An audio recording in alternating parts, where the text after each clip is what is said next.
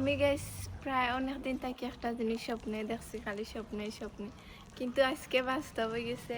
স্বপ্নটা কিতা গাইছে অনেক সবাই কইবা যে কিতা এমন স্বপ্নে দেখছো, ওই রকম একটা বাংলোর স্বপ্ন দেখছিলাম।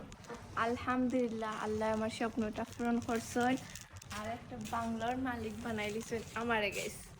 তো এগুলা সব কিছু আল্লাহর ইচ্ছা। তো অনেকে কমেন্ট করে যে টিনের বাড়ি বানাইয়া এত বড়াই কিতা লাগিয়া, আমি তো 10 তালা দি বানাইছি, আমি তো 20 তালা দি বানাইছি, আমি তো এটা করাম না। গাইস, যারে যতটুকু আল্লাহ দিছেন হে অতটুকু বানার, আমারে অতটুকু আল্লাহ করিয়া দিছেন, অতটুকুই এনাফ।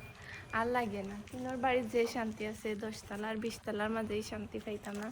আর আমার বাংলাটা আমার সব কিছু। চলো এখন আমি আমার বাংলাটার দেখাই। বাংলোর এখনো রাস্তা ওকে হয়েছে না, ফুল গাছ ওকে হয়ে গেছে, যে ফুল গাছ লাগিয়ে রাখছি, ফুল ফুটছে, কিন্তু রাস্তার সামনের বছর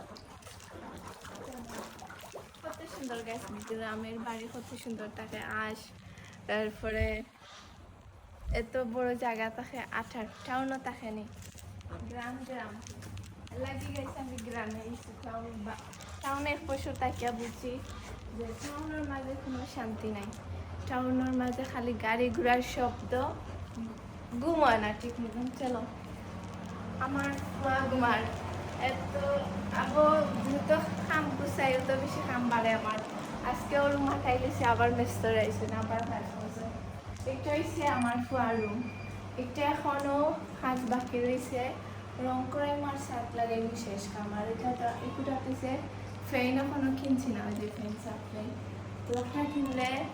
আর এটা হচ্ছে আমার ফুয়ার রুম, এটা আমি সুন্দর করে একটা ইয়ে করবো, কারণ আমার ফুয়ার রুমটা ফার্ম গাইস পাগলের লোকে দিছি যাতে আমার ফার্মেটো লাগে, তাড়াতাড়ি খাইতে পারে কিছু গিয়া।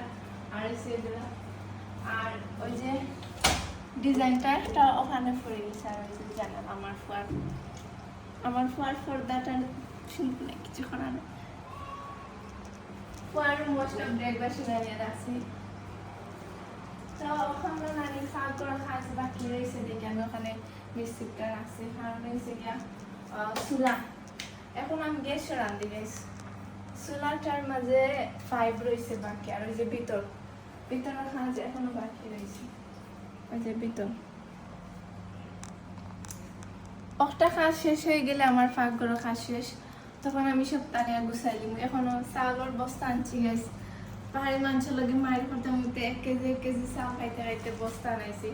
এখন গুছাই খালি পাকঘরটা, আর কিছু নাই। আর গাইস কিতা কইতাম, এত পরিমাণে গরম, ছাদ না লাগাইলে এই বাড়িতে থাকতাম পারতাম না, সম্ভব না।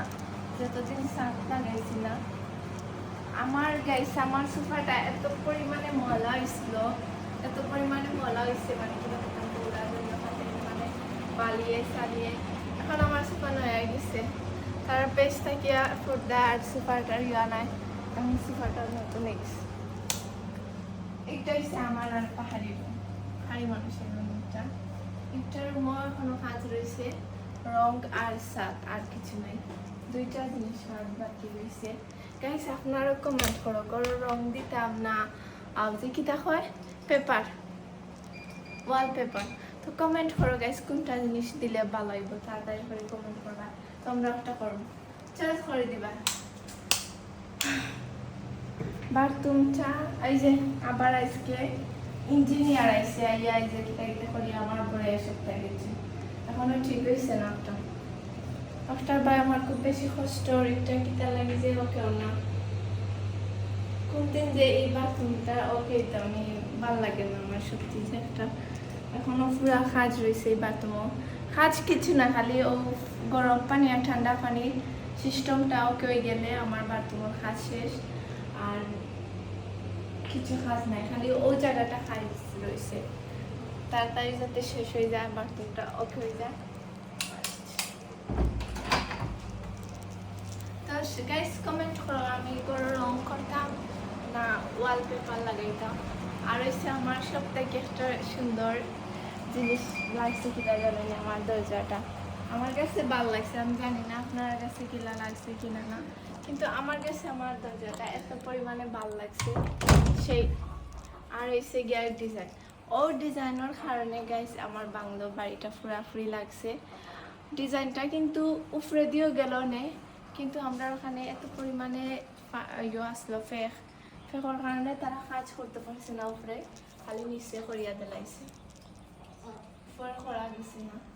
আর এই যে টাইলসটা নিয়ে অনেক কাহিনী, এখানে কিন্তু টাইলস থাকার কথা আসলো না, বিশেষ করবানি ও পাশে আর ও পাশে টাইলস লাগাইতে আসলো না পাহাড়ি মানুষে, শুধু ও সাইড লাগাইছিল টাইলস, ও সাইড টাইলস লাগাইছিলা। আমি উঠে কইলাম তুমি এক সাইড টাইলস লাগাইছো, এই সাইড আর এই সাইড আর এই সাইড কিনে লাগাইলা না, কারণ এখানে লাগানো গেছে তো পরিমাণে সুন্দর লাগছে টাইলসটা।